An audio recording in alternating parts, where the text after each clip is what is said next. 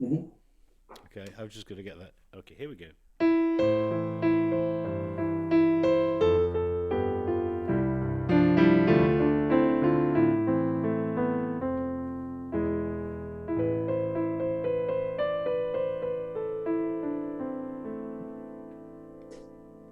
Good evening, ladies and gentlemen. Let me introduce you, Daniel Cainer, Hello there. directly from London, and he's going to be for the first time in Philadelphia on May 29. So if you had some long-term plans for the Memorial Weekend, just make sure to postpone. You're going to have another weekend. Call them off. Call them Yeah, off. you're gonna have another weekend. You're gonna have another, sure, they'll stay there. It won't go anywhere. But Daniel Kane is gonna be here only for 1 day. So make sure you will come on May 29 to David Pinelli's Arts and Culture Center on 6820 Jackson Avenue in Philadelphia and enjoy this performance. And Daniel, you started our conversation with this melody, and I believe people who were watching our marathon, International Music Marathon, 100 hours that shook the world, recognized this melody. Well, I did. I played that in for as my contribution to your marathon. It's a piece that I usually open my show with, and in fact, I introduced an extra verse specially that I wrote for the marathon, just because it seemed relevant. Because I think that, one of the the stories that I'm telling in this show, really they start from a kind of an exodus, an immigration exodus from the same region, but sort of 100 years ago or more, in fact, isn't it? Late 19th century. Yeah. And it's just very sort of disturbing, isn't it, to see similar things happening. And also in my show that I've been doing in New York prior to coming to Philadelphia, I've been doing a piece about the Kinder transport, which is was the sort of another exodus from Vienna and from Germany as well in 1939.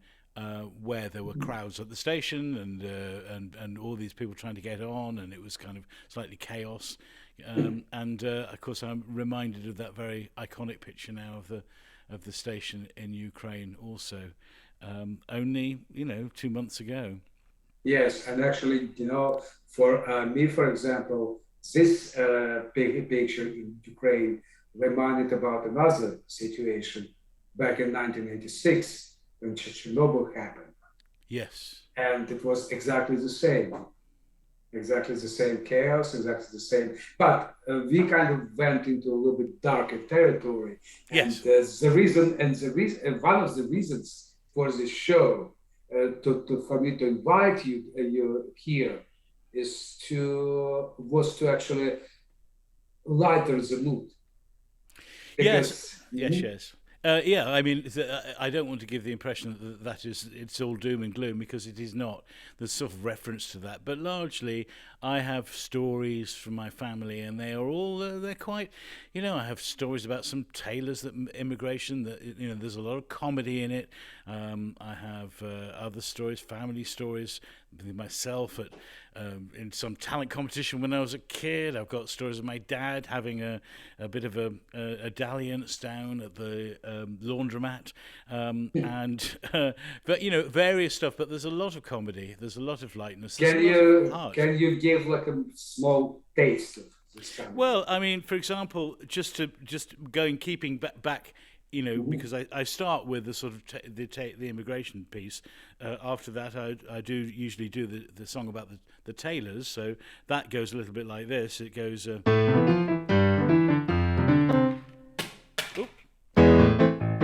So it has, it's that. There's your jolly upbeat, and it's Morris Please, Green was fast and mean with a sewing machine. There was no one better. He and his mate Monty were the greatest tailors there were. They'd suit you, sir, in silk or wool or leather. They were a nice little double act, the funny man, the straight man, the quiet man, the great man. They were a cut above the rest. Laurie and Monty were the best.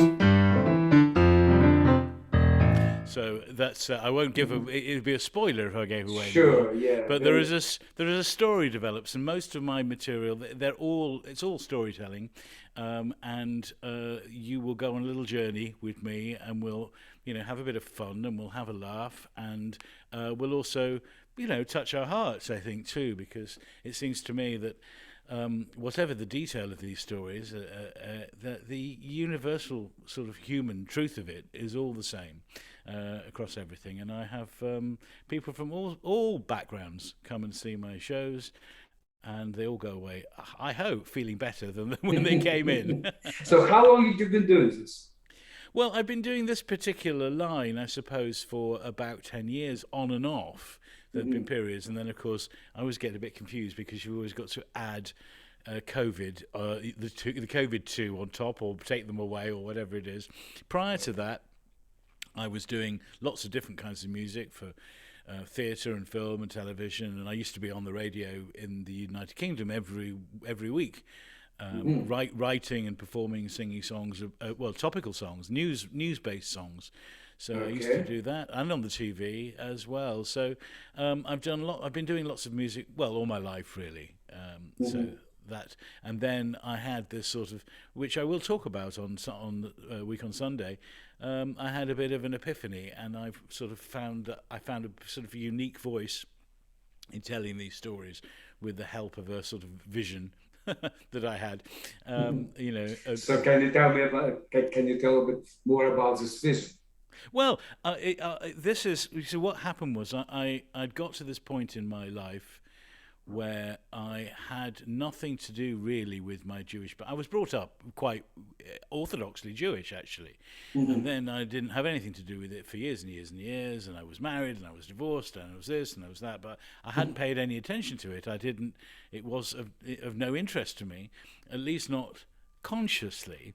And then I started having a bit of a midlife crisis, a yidlife crisis, you might call it, and who I was, what I was, why I do what I do, all those things. And I realized actually that I was and then it was part of a bit of therapy, I suppose, if you like. You could call it a fever dream or a cheese dream. I heard this expression last night. Actually, I saw a comedian.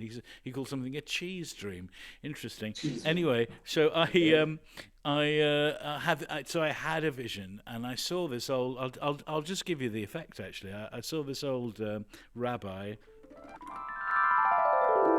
coming out of the mists of time, you see, out of the clouds and out of the smoke, and he said to me, "You should write some Jewish music." And I said, "What do you mean Jewish music?" And he said, "Jewish music," like that. You had the whole look, the beard and the payas hanging down and the hat on, the look. And I said, Do you mean synagogue music, or do you mean klezmer music, or do you mean Christmas songs? And he said, "No, Jewish music." And that is basically what happened. And I mean, it was. I know it sounds ridiculous. No, it sounds actually very unusual because. Like you just mentioned before, we know about music that plays in the synagogue, klezmer, but I never heard such thing as purely Jewish music. Yes, well, and it's what I ended up developing thanks to him. And who was this rabbi? Do you have a name for him? No, I have no name for him. I just call him a generic rabbi. The kind that you might see walking around a Hasidic looking rabbi. Although it does turn out that my mother is very keen to point out that we have a very well drawn family tree, and that we are a direct descendant from a mystical Kabbalistic rabbi from Vilna in the medieval times called the Vilna Gaon. Uh-huh. And apparently that she's convinced that that's what it is, and it might have been him. Who knows? Anyway, the point is, the point is what it was as real as you are to me now, except that you are to me now are not real. I mean, that's Yeah, what. I'm an avatar. Yes. Yes, well. I mean, that's the thing. These days, we accept what's real as just what we can see, I suppose. But it's remarkable the technology. See, in a way, we're probably ghosts and visions and all that kind of thing. It's just the technology that we have not yet understood or been able to develop the interface with. And so occasionally we get that. But anyway, It's a question of quantum physics. No. but I don't. Yes, exactly. I'm not. Is it random? Is it planned? Is it real? Is it not? That's not. That's the point. It doesn't really matter whether it Yes. was real or not. It felt real, and what's happened since is that it's taken me all over the world, and doing, having written this kind of Jewish music and performing it everywhere. And I'm in New York, having just done 32 shows here. I'm a bit exhausted, and then it brings me to Philadelphia a week on Sunday. Okay, so we'll just need to tell Philadelphia listeners and viewers, call your friends in New York and get a reference. Yes. if an artist is doing 32 shows in a month, Yes. So 8 shows a week. Yeah. 8 shows a week. Yeah, so it's almost like a Broadway. Yes, it is. It's an off-Broadway space I've been playing in, Right, actually. but still, the schedule, like I always hear from Broadway actors that they play 8 shows a week. That's right. Yeah. So basically, it's Wednesdays to.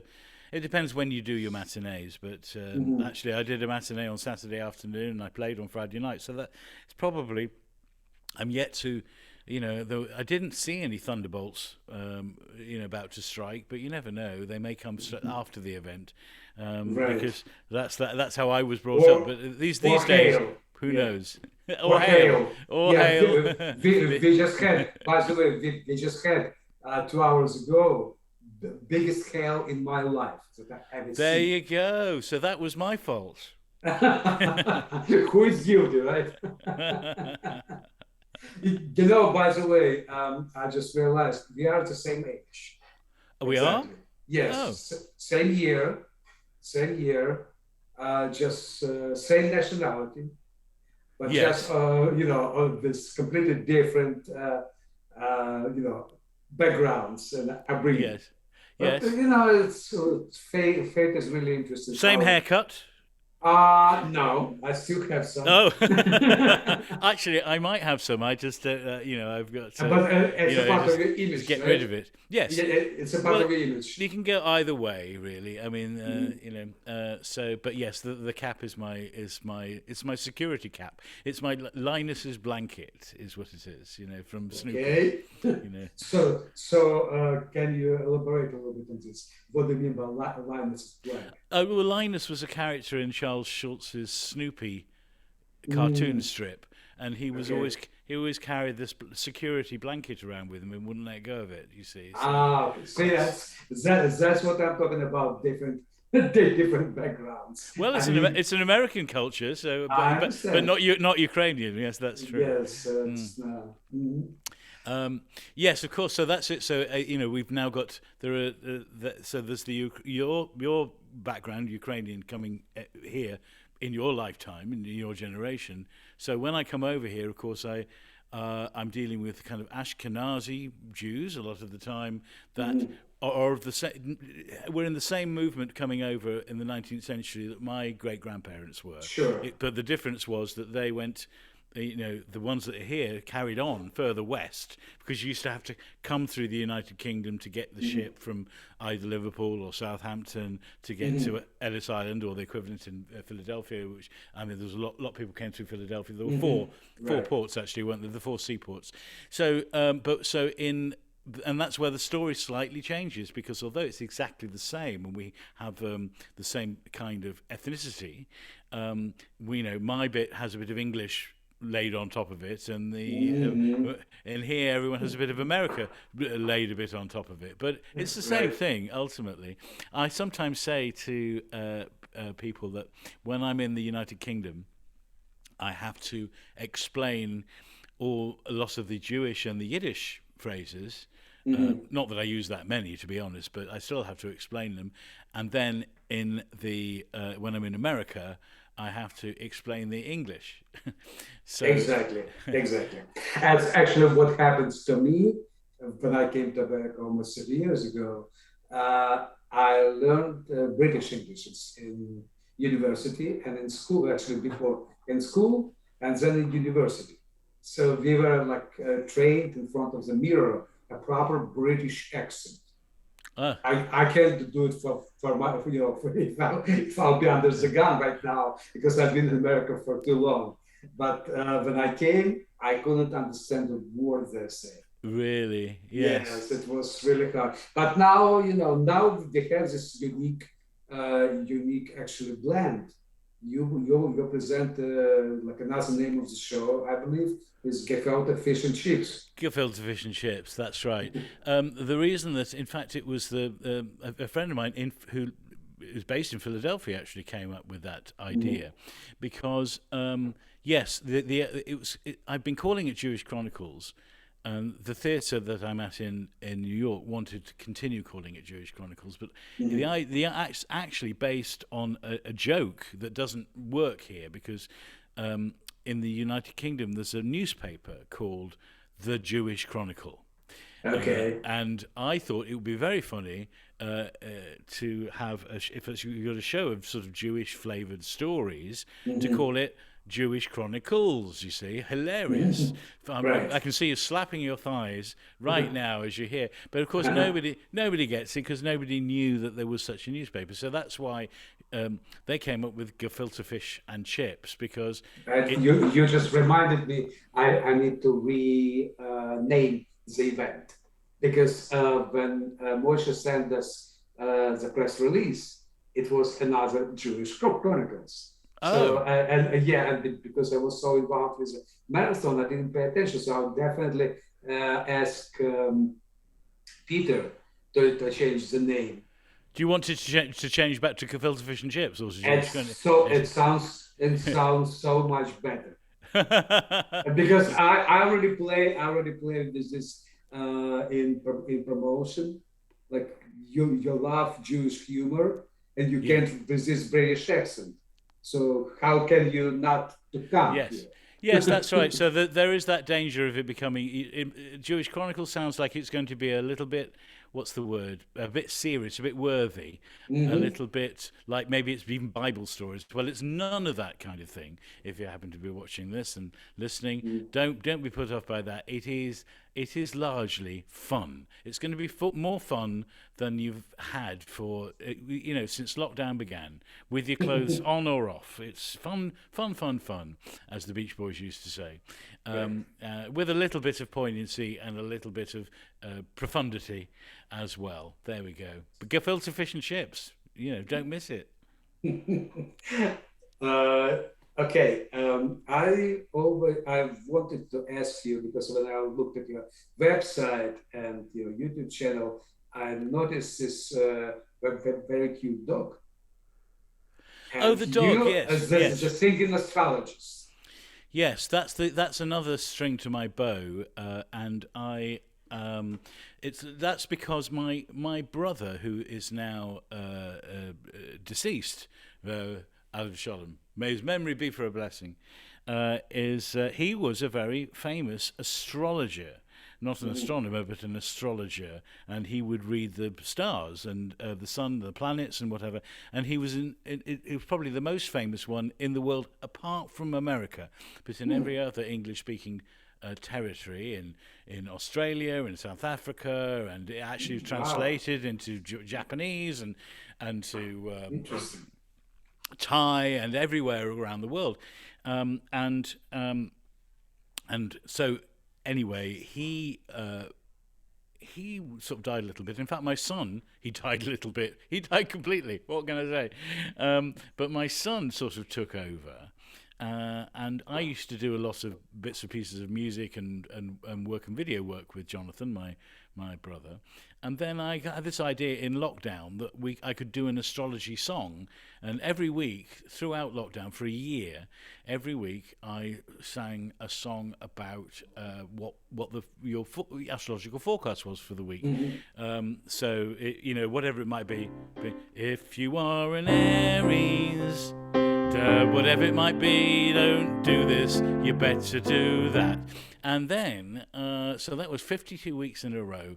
And I would get my little dog, who's called Ziggy Stardust, the astrological dog, and he would sit on my lap whilst this was happening. It was the most amazing part when I watched this video, how this dog was. Yeah, well, he was poised because, of course, he had to wait to the end to get a little treat. So that's why he stayed through the whole thing. Yes, but it's very patient because he knew that something was coming up that he might like. That's why it's and of course it's got quite a big following. It had, but it was exhausting me too much. Actually, I just couldn't keep it up once a week, and rather than the same way that when I used to do the song about the news on the radio, that was once a week, and that. I needed a break from that too, because you have to just keep feeding every week. It's got to change. So anyway, it got a bit of following, but I'm sure that is more for the dog and not for me. And other dogs write in fact, or at least they seem to have achieved they can do these dogs. They can do email all by themselves. It's remarkable. Oh yeah, absolutely. I know about my cat. She just knows exactly where we are, how we come, and she talks to us all the time. Yes. Not writing email yet. No, well, yes, but they, when you take them out for a walk and they do a sniff walk, it's the equivalent of getting their emails, isn't it? They're picking up their messages. I call them wee mails, actually. I see. Okay, so now I have a great feeling that whoever listens and watches this video will get a good understanding, good vibe, and good understanding of what happens. So one more time, reminding you people that Daniel Cainer, directly from London, first time in Philadelphia, will be here in Takori section of the city that is very close to everything that, despite you maybe don't know it, but just try. It's very close to everything. It's a charming new place, brand new. It's going to be first concert of our season, and there's going to be many more after that. But for now, just I'll give the floor to Mr. Cainer again. Well,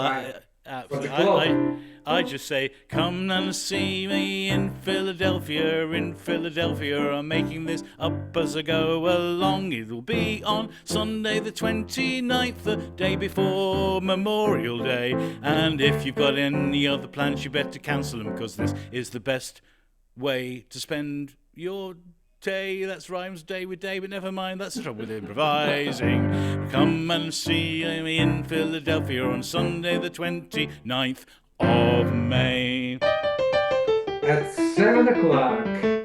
Oh, 7 o'clock. Okay. And cut.